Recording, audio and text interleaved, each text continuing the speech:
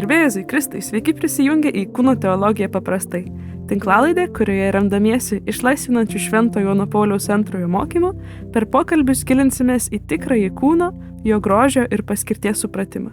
Su Kūno teologija susipažinsime tęstinai, kiekviena laida įves į sekančią, todėl kviečiame klausytis nuo pirmos laidos iki paskutinės nuosekliai dėl jūsų pačių geresnio suvokimo. Irgi kalbėjai apie nekaltumą ir jis toks visai įspūdingas. Kai pagalvoji, kad nebuvo gėdos, nebuvo geidulingumo, nebuvo baimės. Ir skamba visai neįmanomai. Ar manai yra įmanomas toks nekaltumas dabar, šiuolaikiniam laike? Labai geras klausimas, nes ko mes čia susirinkom, jeigu jis neįmanomas. Ta prasme, nebent pasvajot. Arba iki Kristaus atėjimų iškentėti. Ir žinosim, kaip bus paskui, kai ateis Kristus. Jo, tiesiog pažiūrėt, tai danguje tai bus, ne? Mhm. Bet drįsčiau teigti, kad jis vis dėlto yra įmanomas ir net turim įrodymų, kažkokių patirčių, kurios mus priartina prie to pirmo pradžio nekaltumo. Tai visų pirma, pacituosiu Katalikų bažnyčios katekizmą, kuris sako, kad Jėzus Kristus atėjo atnaujinti pirmykštį arba pirmapradę kūrinijos tyrumą. Tai reiškiasi, kad jo nuopelnais, per tą mokymą, kurį jis davė, o ypač per jo mirtį ir prisikėlimą, per šventosios dvasios atsiuntimą, vyksta tas procesas, sakykime, nuskaistinimo, nutyrinimo. Mhm. Ir jeigu mes tam pasiduosim, tai yra, jeigu mes laisvą valią priimsim tai, ką mums siūlo Dievas, mes galime dalyvauti tame procese ir matyti savo kūnuose, savo gyvenimuose vaisius. Ir apie tai dar kalbėsim ateityje, būtent kaip bendradarbiauti su Dievo apvalančia ir nuskaistinančia malone. Bet dabar norėčiau tiesiog pateikti porą pavyzdžių. Pirmas pavyzdys būtų menas. Vėlgi katekizmas teigia, kad mūsų Dievas apsireiškia per tai, kas yra gera, gražu ir tiesa, teisinga, Tai menas yra tai, kas yra gražu ir kartais tai perteikia tai, kas yra gera ir tiesa, savy, Tai ten mes tikrai galim sutikti Dievą ir visi galim prisiminti, kokie nuostabus pas mus įspūdžiai būna nuo kažkokių tikrai šedevrų. Ir būtent mene yra tokių momentų, kai žmogus gali patirti, kaip jis priartėjo prie to pirmo pradžio nekaltumo. Daug menų rūšių yra, bet aš kalbėsiu apie šokius. Pavyzdžiui, neseniai eidavau porą kartų į tokias vakaronės, kur buvo liaudies šokiai, Ir ten susirenka žmonės, kurie kartais net pirmą kartą viens kitą mato. Bet žino, dėl ko susirenka ir gali stoti porą ir šokti, Ir merginos su vaikinais, ten laikosi už rankų, vaikinai ten ranką laiko ant merginų juosmens, antrą. Ir ten šoka, ir šokiuose būna taip, kad atstumas tarp merginos ir vaikino yra mažesnis.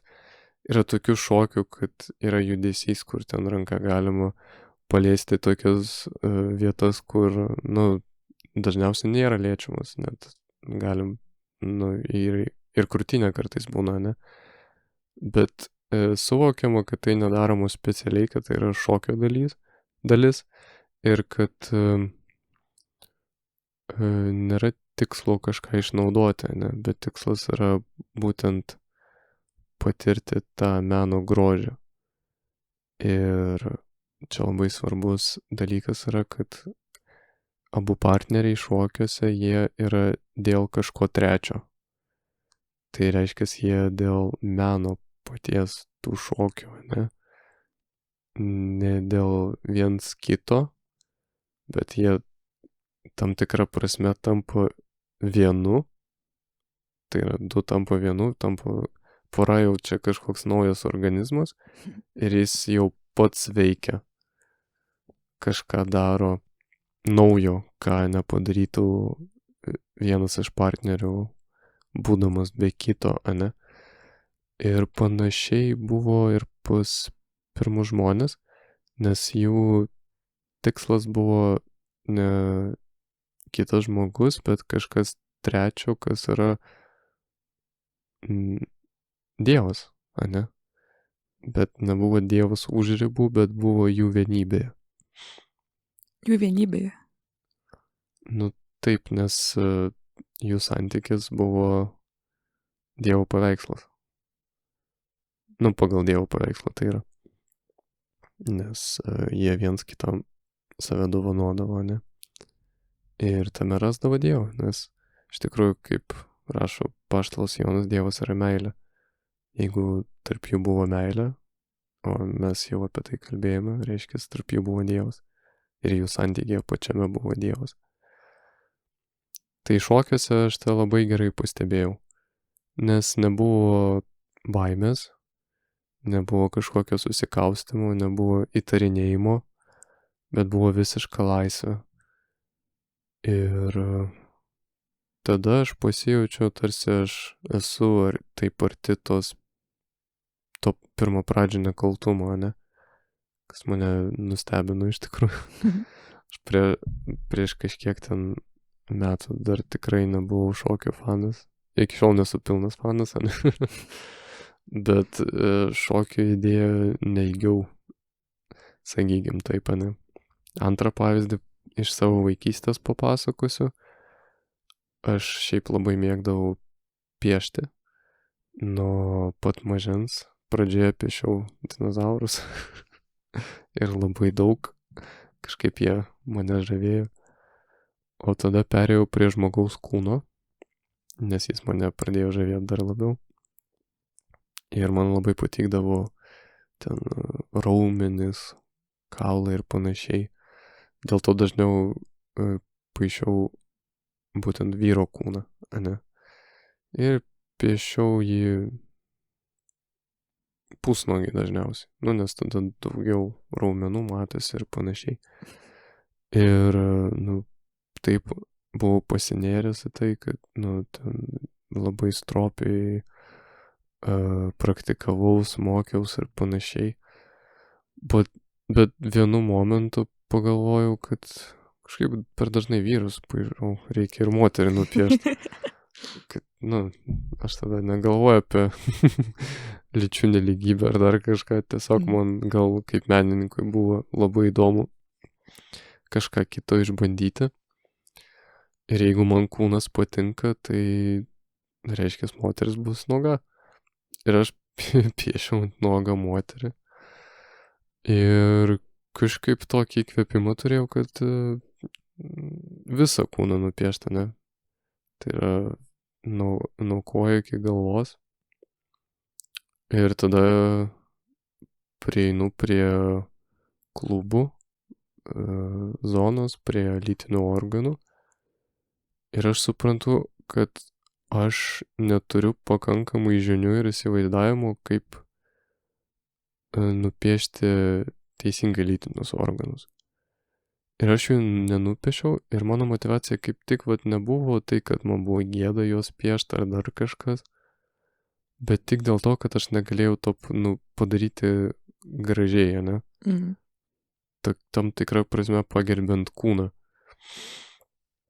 Ir aš prisimenu, kad čia labai buvo ilgas procesas, aš taip norėjau nupiešti į kojas, kad ir nereikėtų vaizduoti lytinių organų. Tarsi, kad ten užsidengia, žinai, viskas. O visa kita jau buvo nupiešta, tai reikėjo derinti prie to ir aš prisimenu, kaip čia jaučiu daugiausiai laiko prie to praleidau, kaip čia taip viską paslėpti. Ir aš taip pagalvojau, wow, kaip gerai išėjo, žinai, pirmą kartą piešiu tą moters kūną ir taip gerai išėjo. Ir tada aš buvau pas močiutę ir aš toks laimingas, džiaugsmingas, kad man taip išėjo, einu pas močiutę rodyti, ką aš nupiešiau. Dabar aš galvoju, kad ką galėjo močiutė pagalvoti, kad... Dabar neitum taip. Gal, žinai, ir eičiau, nes jie žino, kad aš suaugęs žmogus, ne, kad čia nėra kažkoks ten paauglio pokštas ar dar kažkas. Plus žino, kad aš bažnyčiai, tai tikriausiai čia nebūtų kažkas, tokio nešvankaus ar dar kažko. Ir aš tada ateinu pas ją ir aš tikrai galiu įsivaizduoti, kokia močiutės būtų reakcija, ne? Ką tu darai, vaikeli, kur tu visą šitą prisižiūrėjai, ne? Ko iš čia, mums, žinai, reiks rimtai pakalbėti čia. Bet jinai matė, kad aš pats visų pirma pas ją atėjau, jinai nerado to, bet aš atėjau ir aš buvau toks džiaugsmingas ir tikriausiai, toks tyras, sakyčiau, nes mano intencija buvo nupiešti kūną ir džiaugtis to, koks jis man gražus, ne? Žmogaus kūnas. Ir man tada gal nelabai buvo skirtumas, ar aš džiaugiuosi vyro kūno grožiu, ar moters kūno grožiu, ne? Gal man tada tas lytinis potraukis dar nebuvo tiek stiprus, bet per tai ir galėjau, žinai, džiaugtis kūno grožiu. Man ir iki šiol tas kūnas yra gražus ir vyro ir moters. Moters kūnas, aiškus, kitaip gražus, ne, irgi. Tai va, ir aš atėjau ir jinai biškį tokiam šoke ir nežino, ką daryti, nes jinai mato, kad vaikas nėra čia kaltas, kad nieko blogo jisai negalvojo, kad jo intencijas nėra kažkaip suklastotas, ne. Ir jinai niekaip ir nesureagavo beveik. Ir aš tai priėmiau kaip kažkokį, nežinau, kad jinai tarsi susižavėjo to piešinuku. Kad taip buvo nustebinta ir nesureagavo, ne. Tai va, tai man čia didžiulis pavyzdys, kad, tas įmanoma. Aišku, po to aš turėjau tikrai ne per geriausių patirčių ir savo valia ir ne savo valia, kur buvau supažindintas su ta tamsiaja pusė lytiškumo, kuri nėra pagal Dievo planą. Ir jau nebuvo taip akivaizdu, ane, kad kūnas yra geras ir nėra išnaudojimų ir panašiai. Tai gal visai tema ir perina prie to, tai gal daugiau sugrįžtant į pirmosius žmonės.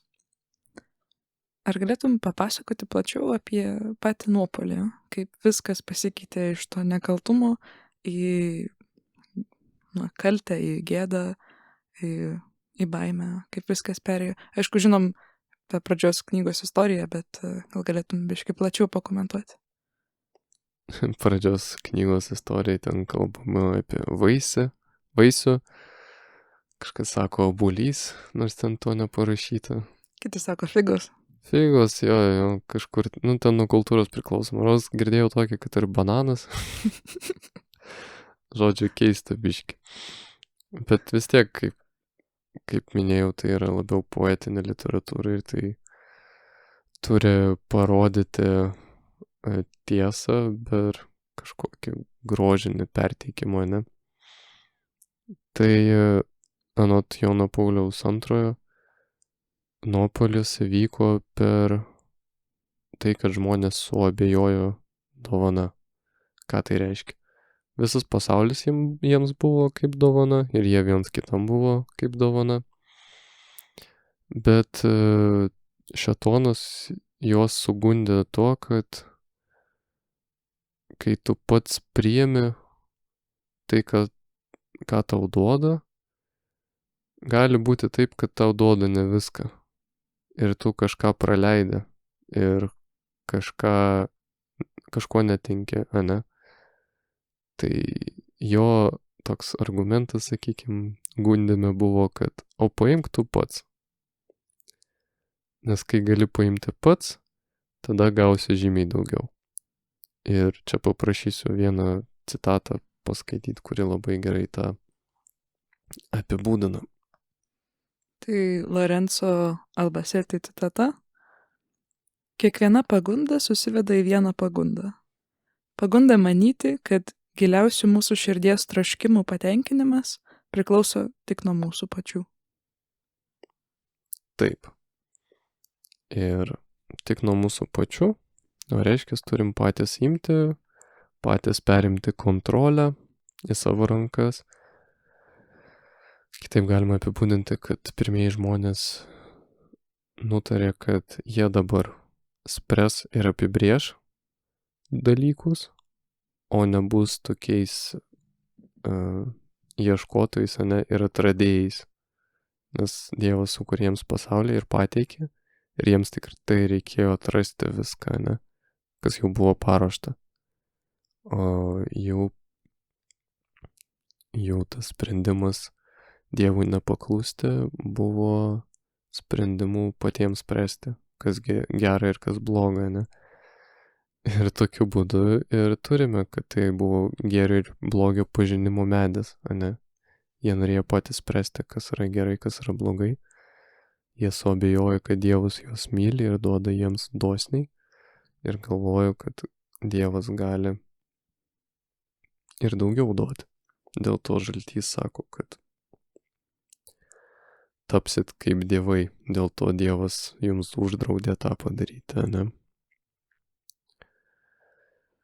Tai taip ir buvo apgauti. Ir jeigu vėl grįšime prie teorijos Editos Stein, kad nuopuolis įvyko per būtent jų vienybę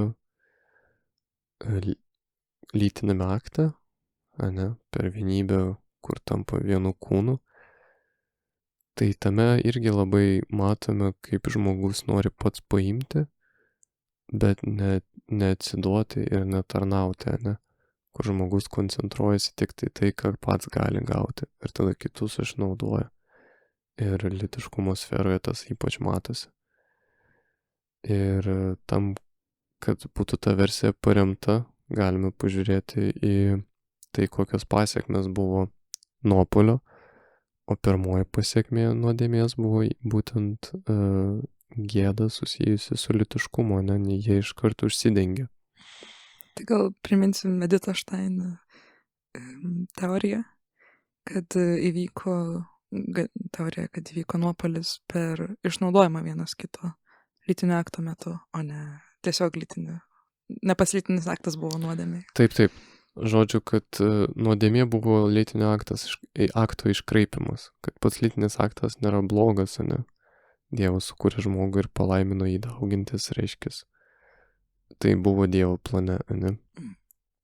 Bet nuodėmė buvo tame, kad jo esmė, jo prasmė buvo iškraipyta ir jis buvo išnaudotas ne taip, kaip turėtų. Tai, kaip ir minėjau, po nuopuolio yra pasekmės. Dar nekalbant apie tai, kad Dievas sako. Ir mus labiausiai domina ta gėda. Nes tai arčiausiai yra to lytiškumo, ne? Bent jau per šį epizodą. Tai gėda yra, sakykime, gal keturiose kryptise, kaip ir santykiai žmonių buvo su Dievu, su savimi, su kitu ir su gamta, tai gėda atsirado visur. Žmogus gali gėdyti savo kūno, žmogui gėda prieš kitą žmogų pasirodyti nuogam, nes jis gali išnaudoti. Žmogui gėda prieš Dievą, Tai pirmos tos dvi gėdos yra susijusios su kūnu, su lytiškumu ir panašiai. Gėda prieš Dievą, tai čia yra to santykio, jis buvo sužalotas, ne? Atsiranda baimė, gali būti baimė, kad Dievas ten ar nubaus, ar dar kažką, kaip elgesi vyras mes matome. Visų pirma, jis su savo žmona slepiasi nuo Dievo, kai girdi jo balsą, nes jie jau nėra tokio akivaizdaus troškimo ir noro eiti pas Dievą, bet jau slepiasi nuo jo, jau jame grėsmę mato, ane, jau yra ta gėda.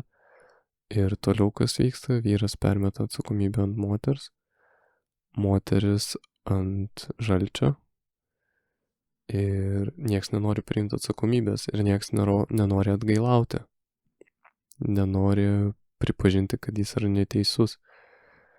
Tai tam tikra prasme jie nenori atsiverti Dievui, ne? Nors galėjo pasakyti, jo Dieve, nusidėjom, žiūrėk, matai kaip yra, ane? Ir pripažįstu tai ir noriu būti vis tiek su tavimi santykyje, tai atleisk man, vat aš toks. Bet ir čia jie nenorėjo apsinoginti prieš Dievą tokia dvasinė prasme, bet apsirengė ir užsidengė. Pradžioje besislepiant nuo jo, o po to permetant atsakomybę. Ane, tik nežiūrėk mane Dieve. Žiūrėk į kitą, jisai kaltas, arba iš vis nežiūrėk, aš čia pasislėpsiu. Ir paskutinė gėda, apie kurią norėčiau paminėti, tai Jono Pauliaus II vadinama kosminė gėda. Tai yra gėda prieš pasaulį. Ir čia būtent yra baimė, nes žmogui gali atrodyti, kad pasaulis yra toks didelis, jame daug pavojaus, daug visokiausių grėsmių. Jam jau nesaugu pasaulyje, o didžiausia baimė būtų susijusi su pasauliu, tai yra mirtis. Kad žmogus, kuris buvo pastatytas arti dirvą, valdyti žemę, jie grįš per mirtį, ne? Tai tas, kuris turėjo būti virš kūrinijos, dabar yra jos išgąsdintas. O tada šitoj vietoj, kuo skiriasi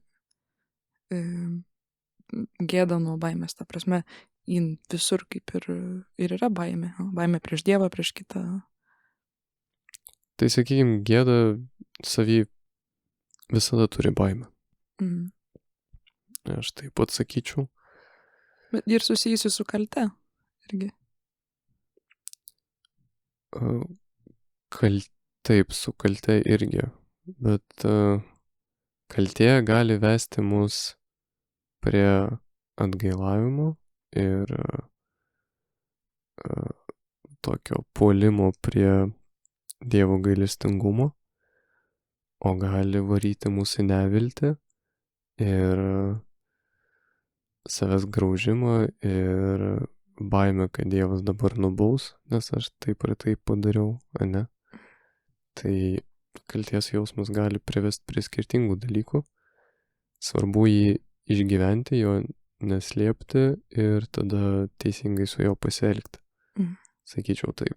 O dėl ko klausiu, tai man įdomu dėl tos kosminės gėdos prieš baimę mirti prieš pasaulį. Tai kur čia yra kaltė ir ar yra kaltė šitoje gėdoje? Geras klausimas. Ar yra čia kaltė? Turiu menį, ar skiriasi tiesiog baimė mirti ir gėda prieš pasaulį. Žinai, kodėl yra gėda, o ne tiesiog baimė? Gėda, matai, ne visada susijęs su kalte. Pavyzdžiui, kai jie gėdėjosi savo kūno ar gėdėjosi prieš kitą žmogų, nemanau, kad jie ten kaltę jautė. Taip. Jo, tai kaltė buvo buvo kartu su gėda tik tai prieš Dievą. Dėl kosminės gėdos dabar taip ant smūgio negaliu pasakyti. Gal reiktų grįžti prie tos knygos kūno teologijos ir pažiūrėti, ten kažką apie tai rašo. Bet taip iš pirvo žvilgsnio nelabai matau. Bet tada, dar trumpai grįžtant prie tos gėdos, gal kaip aš matau, tai tiesiog toks noras slėptis tada. Nes yra baimė mirti, tada slėpiesi nuo tų dalykų, kurie gali tave privesti prie tos mirties. Kaip ir gėda savo kūno prieš kitą, tada slėpi savo kūną, kad kitas neišnaudotų. Taip, čia yra nesaugumas. Nes žmogus tose pačiose situacijose gali patirti gėdą, o gali ir ne. Ir tai tiesiog priklauso nuo to, kaip jis įvertino situaciją, ar šito įvertinimo rezultatu bus nesaugumo jausmas ar nebus. Ne, pavyzdžiui, kai Kristų nurengė ir prikalė prie kryžiaus, ant kryžiaus jisai labai didelė tikimybė, kad buvo nuogas. Jis buvo nuogas, bet jis nesigėdėjo. Ne, ir to jisai atgailavo už mūsų nenorą nusirengti dvasiškai prieš Dievą, ne, ir prieš kitus žmonės parodyti savo silpnumą. Bet tikriausiai ir už tai, kad apsirengė ir užsidengė pirmieji žmonės ir kas vėliau buvo, ne. Tai irgi priklauso nuo žmogaus požiūrio. Ir taip pat žmonės netenka antgamtinių dovanų. Ką tai reiškia? Reiškia Dievo malonės, kurios dėka galėjo būti šventais. Ir jų prigimtis yra pažeista. Dabar atsiranda trauka nuodėmiai ir ta prigimtinė nuodėmė, ne, pasikeičia balansas vidinis žmoguje, dvasia tampa silpnesnė už kūną ir iš tikrųjų yra didžiulė tragedija. Ir ta gėda jinai parodo būtent į šitą pasikeitimą.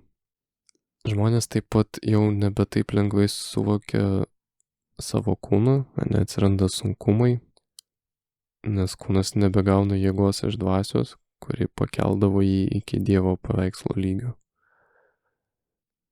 Dabar jau kūnas yra tas, kuris traukia dvasią žemyn ir valia jau labiau klausosi kūno ir žmogus pataikauja tiems nuodėmingiams geismams, ane. Čia paprašysiu ištrauką iš laiško romiečiams perskaityti. Taip, tai laiškas romiečiams, 7 skyrius, 15, 18, 22, 23 eilutės. Aš net neišmanau, ką darąs, nes darau ne tai, ko noriu, bet tai, ko nekenčiu.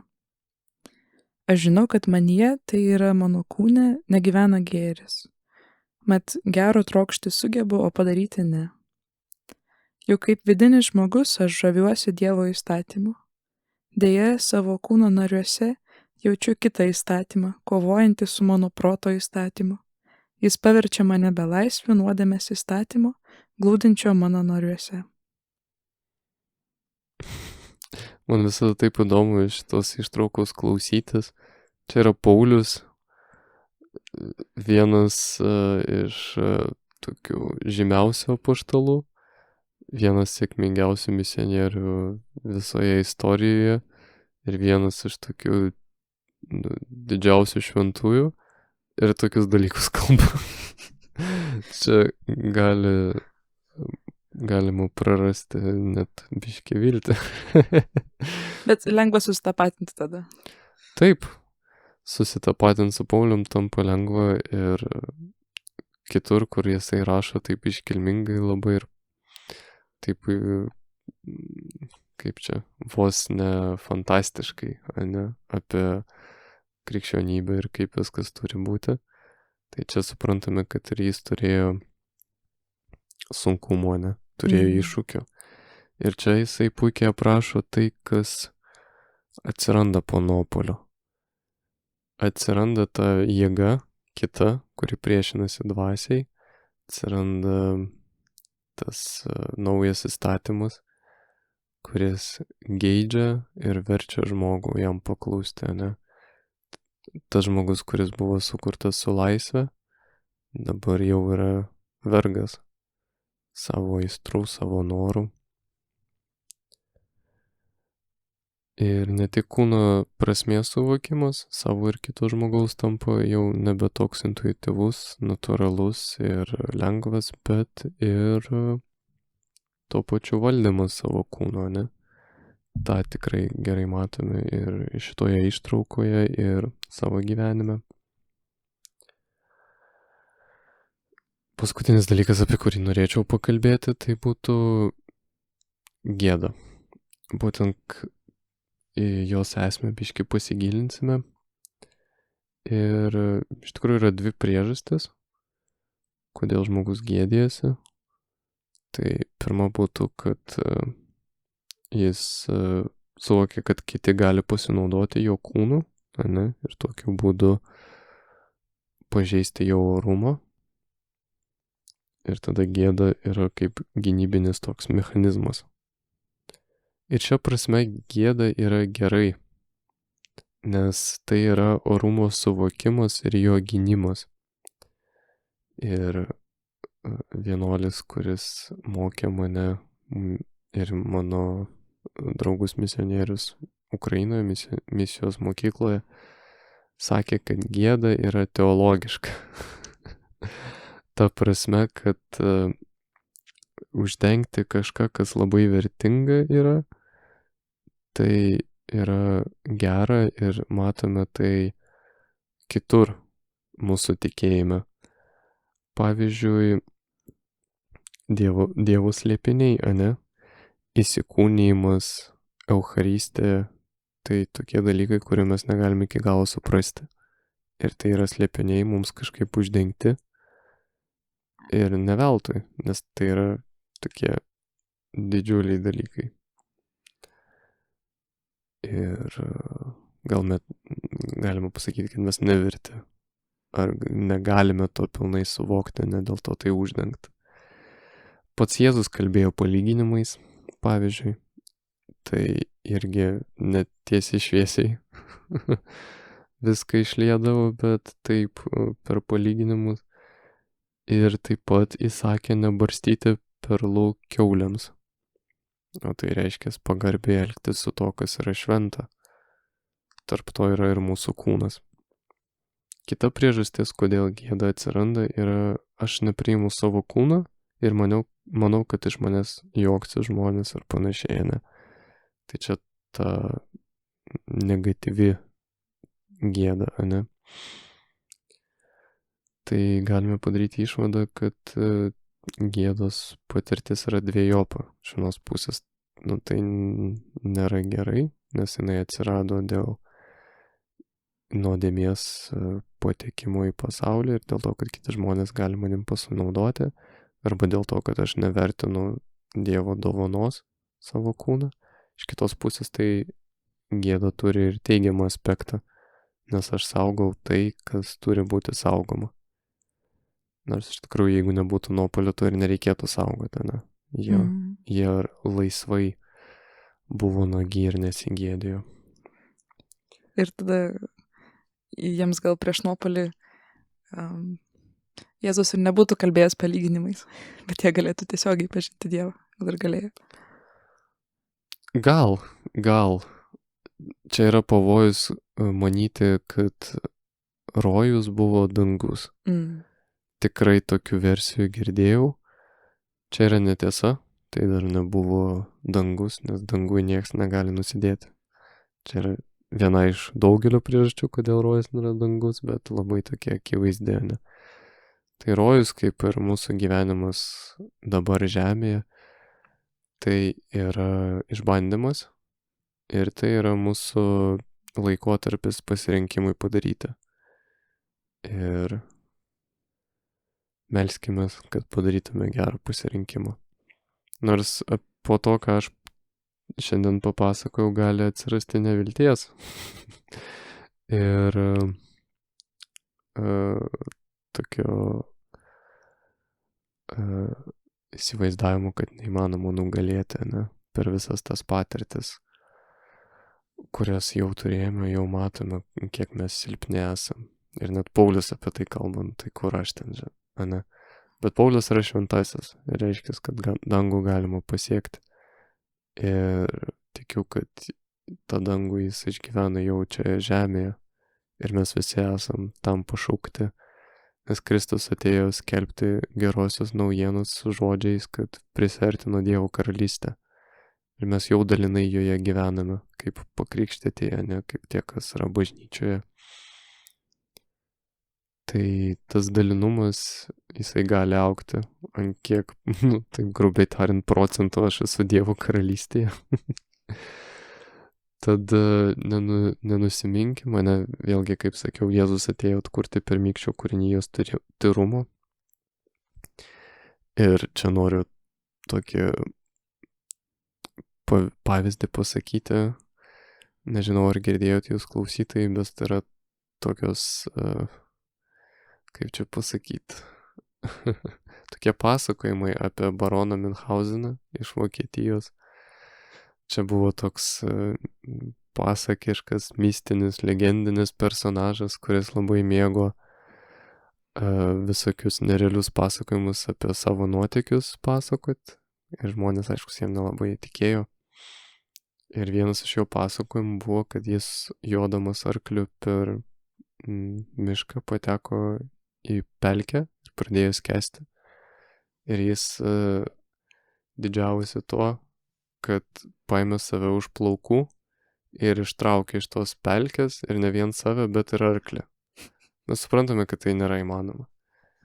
Tai atskleisiu paslaptį, kad atkurti pirmykštį kūrinijos tyrumą net ir ne visame pasaulyje, bet vien savyje, pačiam žmogui yra neįmanoma. Bet su Kristumi viskas yra įmanoma. Dėl to sakykime, kad Kristus yra tas, kuris mus paima už plaukų ir ištraukia iš tos pelkės. Ir tada nereikia patiems savęs ištraukti, nes kol bandysim, tai nuskesim. Su mumis dar kokią arklį gal irgi ištraukė. Jo, tai jeigu turim draugų, kurios raginam pasinaudoti tą Kristaus ranką gelbėjančią, tai ištrauks su mumis tiek, kiek mes tų žmonių apglėpsim, čiuopsim, kiek prie mūsų prisikabins tokių pat žmonių, kurie turi vilties ir noro būti su Dievu ir pagal Dievo pirmykštį planą. Amen. Amen. Galim prieiti prie namų darbų? Taip. O namų darbams turite pamastyti, gal atnešti į maldą tą ištrauką, tai yra citata Lorenzo Albasečio, kurią mes šiandien citavome. Tai tiesiog pažiūrėkite savo gyvenimą ir kaip ta citata aprašo jį, ne? Aš žinau, kad tai yra kiekvieno žmogaus gyvenimo dalis, tai apie ką jisai kalba, tai tiesiog pabūkite su to. Ir dar kartą paprašysiu perskaityti. Tai Lorenzo Albaceti. Kiekviena pagunda susiveda į vieną pagundą. Pagunda manyti, kad giliausių mūsų širdies troškimo patenkinimas priklauso tik nuo mūsų pačių. Tai ką, geros jums maldos ir pasimatysime Eucharistijoje. Iki.